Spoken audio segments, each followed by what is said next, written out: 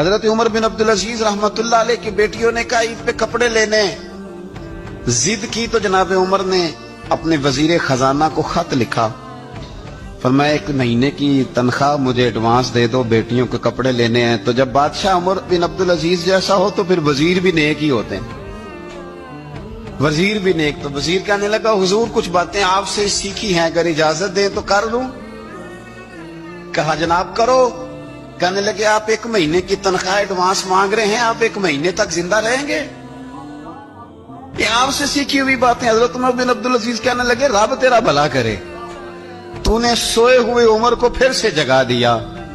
بیٹیوں سے آ کے کہنے لگے پتر پرانے کپڑے دھو کے پہن لو، اگر کپڑے دھو کے پہن لوگی اور پہن کے رب کی بارگاہ میں کھڑے ہوگی تو رب تو پہلے ہی بڑا قبول فرمانے والا ہے۔ جناب عمر کہتے ہیں جب میں خلیفہ بنا تو 3را دن تھا، میرے پاس 3-4 چھوٹی چھوٹی بچیاں آئیں، کہنے لگے آپ خلیفہ ہیں؟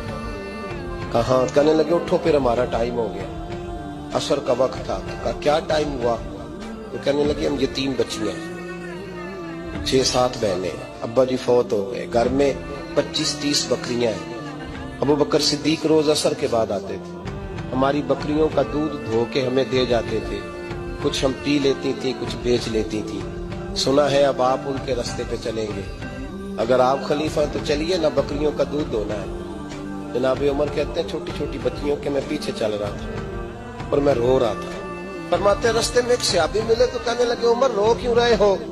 تو میں نے کہا یار یہ ابو بکر میرے لیے راستہ بڑا مشکل